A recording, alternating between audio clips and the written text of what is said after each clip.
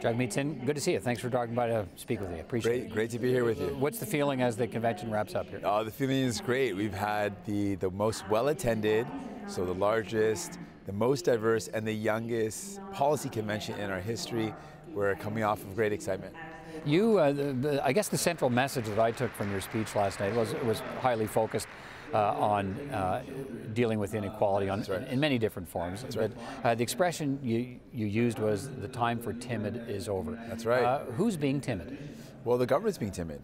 The government's being timid in so many ways when it comes to tackling the issues that matter. The housing example is probably one of the best examples of inequality and timidness. If something's a crisis and the government says it's a crisis, well, why would they wait 2 years to act? How many times in your life have you been faced with a crisis and you've called it a crisis that you could just wait 2 years before you do anything? That's not dealing with a crisis. That's not acknowledging how serious it is. On things like the ultra-rich and the powerful and the wealthy and the Paradise Papers and the Panama Papers, the government hasn't reacted to addressing that massive amount of wealth that's being siphoned out of our country that could be used towards investing in social programs. Okay, let's talk about some of the things that you talked about last night. Here's what you promised in your speech to the delegates here, and to a wider Canadian audience, of course. Free prescription drugs, free dental care, free tuition, publicly funded, publicly owned infrastructure, more affordable housing. Who pays? Well, some of the things we need to discuss, because if we don't talk about it, we'll never achieve it. And some of the things we've costed out, and we looked at costing out. So in terms of the pharmacare plan, we put forward a proposal for this budget, which costs out achieving that through closing CEO stock options and through increasing the capital gains inclusion. We can fund a universal pharmacare plan. So that one we promised and funded. The other promises or the other ideas are things we need to look to. And I said that we need to look beyond just pharmacare, which is one that we've costed, but look beyond that to looking at dental care and looking at eye care and completing the full circle when it comes to universal health care. And then things like free tuition, tearing down those barriers. How do we immediately work on implementing the housing promises? These are things that we need to talk about, otherwise we can't achieve them.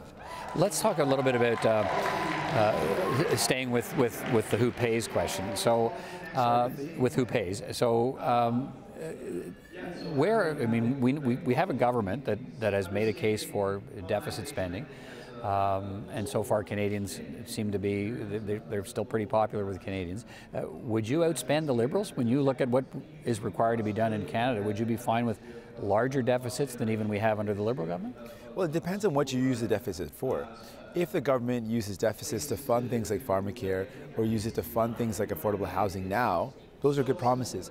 But if you're creating a deficit because you're not addressing things like the offshore tax havens, and you're not addressing things like the CEO stock options, you're not addressing things like the ultra-rich and addressing the capital gains inclusion on the ultra-rich, then that to me is not really the purpose of running a deficit. It's to, when you've exhausted all other means of revenue and you need to invest in important things for the people and social programs for the people, then it's okay. But if you're doing it at the cost of not addressing these massive inequalities, then that's not the spirit of truly running a deficit for the benefit of the people. Right, so but you see deficits now in the 17, 18 billion range. Does that worry you? Are you prepared to say now that I might spend more than that? I'll spend whatever it takes to implement the program I promised. Well, my priority is going to be what generates the best outcomes for people, and how do we immediately address the needs and concerns of people. And for me, some of that is going to be a question of raising revenues. We have to. We know that there's an inequality where we can easily address some of the funding gaps by addressing things like offshore tax havens and those options that I talked about. That we need to address immediately. And if there's other investments we need to make that we need to look at in terms of other ways to raise that fund so that we can make those investments, then we need to do that. Right, but so the deficit spending, to your mind, will be far more important than a concern about getting back to balance, which is the position of the current government. They'll spend, and they're not even projecting when they'll get back to balance. You agree with that approach?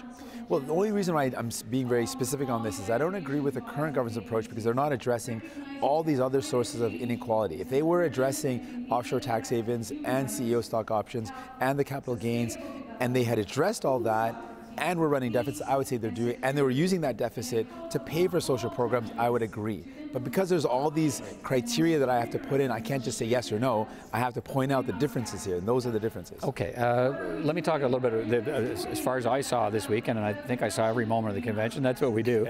The only resolution you came to a microphone to speak to was the one about Quebec, and opening up the Constitution to bring Quebec into the fold. Why? Why now? Well, I think it's important. The resolution had two parts to it. I think it was powerful because of the two parts. It said there's two areas that our Constitution has not been as inclusive as it should be. A Constitution should bring a nation together. And the two areas where this Constitution is not inclusive, one is Quebec has been excluded, and the second is First Nations have been excluded. So for me, it's important to say I've been talking about building an inclusive Canada. And building an inclusive country means that everyone feels that they're a part of it. And those are two parts that are not addressed. But you want to go down that road? Most political leaders in this country have been running as far and as fast away from reopening the Constitution as they can. You think this is the time to do it? Well, I know it's a time to implement UNDRIP into law. It's something that Romeo Saganash, our MP, has put forward. And that would address one of those concerns around the Constitution, that First Nations don't have their rights recognized. Implementing UNDRIP would actually create that nation-to-nation relationship in law. So that's one area. The second one is we do need to acknowledge that, I mean, as a country, we have to have every part of it involved. And we need to do something about it. I don't know what the process is. I don't know what the right formula for it is. But the sentiment that every part of our country should feel included in our Constitution, that makes sense to me. Right. You're going to have a by-election battle coming up in the riding of Outremont in Quebec. The seat held by Tom Mulcair. He's going to give it up at the end of this sitting. There'll be a by-election at some point. Are you going to campaign there? What are you prepared to do to try and hold that seat? Because that'll be really symbolic about whether your leadership's catching on in Quebec. If you can't hold that seat, that will say something. What are you going to do about it? Absolutely. We're going to spend time in Outremont. We're going to spend time across Quebec. The riding is important. It's got a historic significance. Somebody said to me today, why don't you ask Jagmeet Singh to run in Outremont? That would send a real message. Go to Outremont. And no? No, I mean, what I think is important is that you have a genuine, authentic connection to the riding, and there's lots of great candidates that have a strong connection, and I want folks to be deeply rooted and have that ability to connect with where they live. We're going to make it a priority. It's an important place for us, and it's important for us to focus not on just winning or losing the riding. We need to have a strong representative who can actually talk about these issues of inequality, talk about these issues of ensuring that we have social programs that are invested in and expanded. These are important ideas, and I think people want to see someone that reflects these ideas. But you really can't afford to lose Outremont for a candidate who's talked about the challenges of making inroads in Quebec and your plan to do that.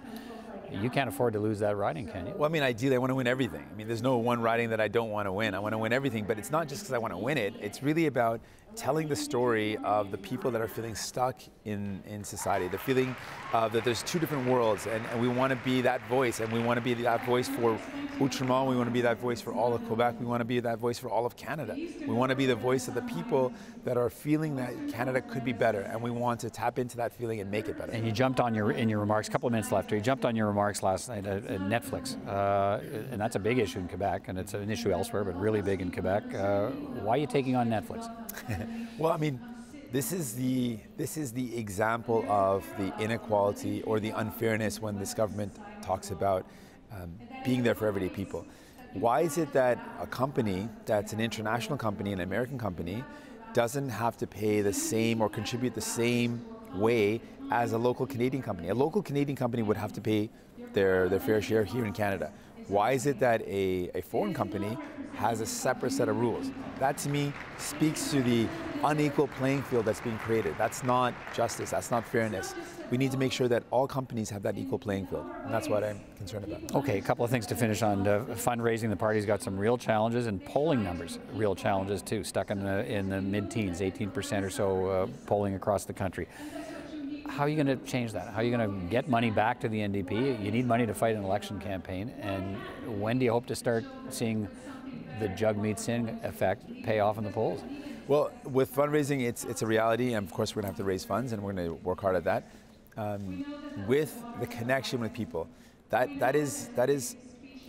speaks to the work that's in front of us. It's going to take time, and it's going to take a lot of work to make sure that our message connects with people. And I'm not afraid of that challenge. I'm looking forward to that challenge, and I want to make sure that more than anything, the focus is how do we tap into what people are feeling right now and take their concerns and their voice and make make it feel like they're being heard, and put that message out there that's going to say, this is your problem, here's a solution to making your life better. Let's finish on this. It's a battle for progressives, really.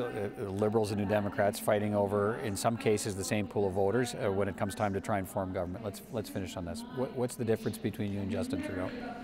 Well, I think there's a timidness that this government has. They're timid. They're not taking a bold step to address any of the problems. On housing, they're waiting 2 years. On the environment, they've not done anything. They promised to do a lot, they haven't done it. On electoral reform, they talked about it but haven't implemented. They talk a good talk, but they don't actually have follow through. You keep saying they, and last night you didn't mention his name once in your speech.